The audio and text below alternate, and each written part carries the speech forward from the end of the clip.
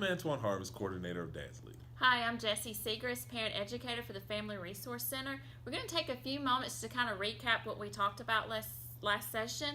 We talked about the purpose of the total responsible person, the goals, the importance of the emotional intelligence versus the IQ, and the common statements of the victim mentality. And we also got into what the victim mentality says versus what the totally responsible person says. And so this week, what we want to do is to kind of deal with this idea of developing an awareness of the victim mentality.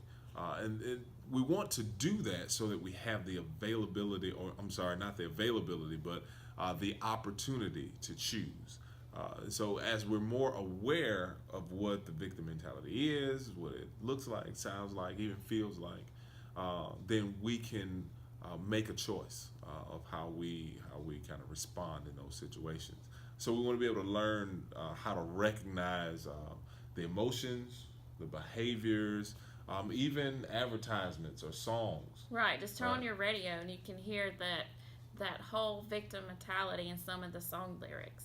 Certainly, and those things can oftentimes be triggers for us. Certain songs make us feel, or we say make us feel a certain way, or we're reminded of certain things. Things that may have happened in our lives, or when we see certain images or things like that. So we want to kind of put an image here on the screen that shows something that. Things that we kind of deal with in our everyday lives, right? We have a stimulus that happens in our everyday lives. It's anything that goes on in our lives. One stimulus could be, for instance, say for instance, you're driving down the interstate and a car just cuts you off. No warning, no signal, no anything, and they cut you off. What do you think, Jesse, might be some of the reactions that a person might have in a situation like that? Well, you see it in the news every day, the road rage, blowing the horn, and just can escalate to who knows what. Right. So, various situations happen in our lives, and oftentimes in this situation, we go from a stimulus straight to a reaction. Right. And so we have this stimulus, right? And there's no anything in between. There's a stimulus, and then we have a reaction. Now, what we want to look at here is something that's a formula that's a little bit different, right? Now we still have our stimulus, right? But there's something else that happens before we get to a reaction or whatever's at the end there, and there's this opportunity for choice, right?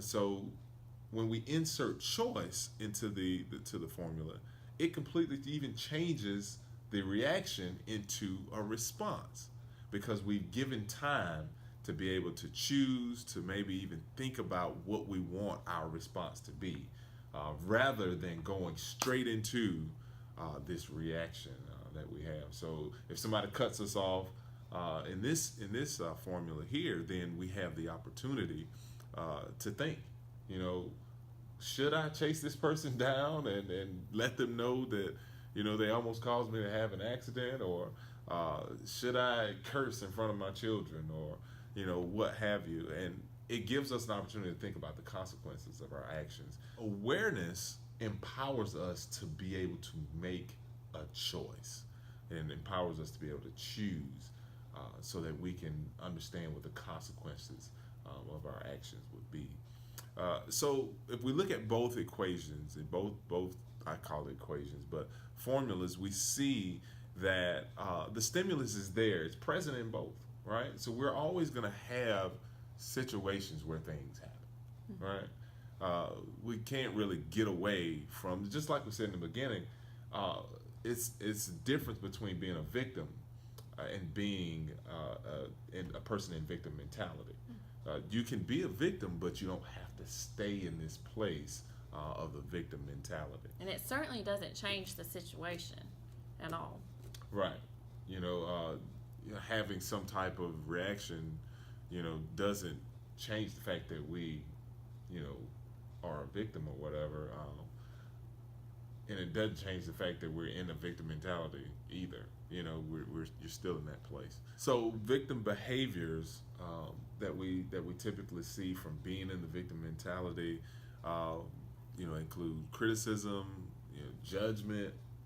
Oftentimes, people who are in the victim mentality will blame, right? Will blame others for the situation or whatever. The victim mentality often thinks that other people are certainly the problem, for whatever the situation is, right? And I think we can get along with that.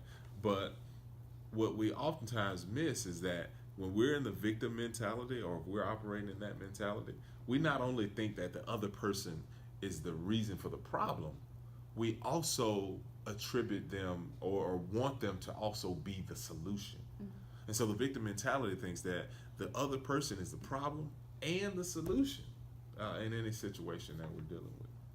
This reminds me of a quote that I like. It says, "The oil of blame and the water of responsibility don't mix." Yeah, so any thought, in summary here, any thought that or statement or action that gives up responsibility for one's emotional state and behavior reveals an underlying victim mentality.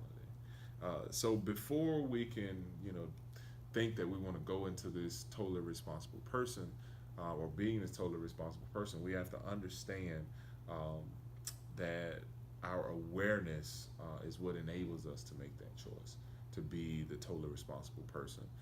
We got to be aware, of our state, the state of our emotions, or our state of being, so that we can become this totally responsible person. One thing we want to do here is just remind you that we'd love to hear from you. Please make comments down below. We'd love to interact with you, to be able to talk with you concerning this topic of being aware, so that we can have the opportunity to choose. So love to hear from you. Looking forward to a few other segments on this being the totally responsible person. Thank you.